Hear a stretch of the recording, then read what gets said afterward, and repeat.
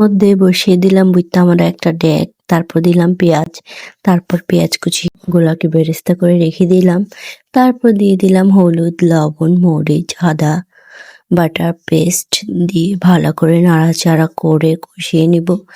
আর এখানে আছে 2 প্যাকেট হালিমের মশলা, তো আমি 1 প্যাকেট দিয়েছি আর 1 প্যাকেট হচ্ছে আমি পরে দিব রেখে দিয়েছি। তো এখানে সুন্দর করে মশলাটাকে কষিয়ে নিয়ে মাংসগুলোকে দিয়ে দিলাম। মাংসটা আমি ভালো করে নাড়াচাড়া করে নিচ্ছি, এটাকেও ভালো করে কষিয়ে নিতে হবে। তো মাংসটা দেখেন কি যে একটা কালার এসেছে, তো কালারটা দেখেই মুগ্ধ হয়ে গেলাম। তো আমি এখানে কিছু কাঁচামরিচ দিয়ে দিলাম, কাঁচামরিচটা দিয়ে এখানে কষানো হচ্ছে মাংস ভালোভাবে।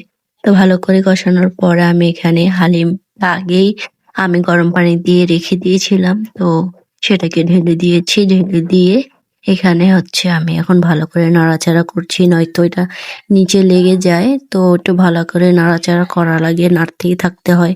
আর এদিকে এত ফোঁটা ফুটছে, মানে ফুটতে ফুটতে আমার একদম ঠোঁটের মধ্যে পড়ে গিয়েছিল। তো এখানে ভালো করে নাড়াচাড়া করার পরে আমি আবার পানি দিয়ে এটাকে আবার জাল করে নিব। তো জাল করে নেওয়ার জন্য অনেকটা পানি দিয়ে দিয়েছি। তো এখানে এই যে বলক আসছে, তো এটা হয়েই গিয়েছে। আমি বাকি মশলাটা দিয়ে দিলাম, সাথে কিছু বেরেস্তা দিয়ে দিয়েছি। তো দিয়ে আমি এটাকে সুন্দর ঢাকা দিয়ে রেখে দিয়েছি যাতে এর ঘ্রাণটা ভালো থাকে। তো হালিমটা প্রায় রেডি হয়ে গেছে, এখন খাওয়ার পালা। তো আমি বাটিতে নিয়ে নিলাম, নিয়ে বারান্দায় চলে গিয়েছি। তো আসলে হালিমটা অনেক মজাই হয়েছিল।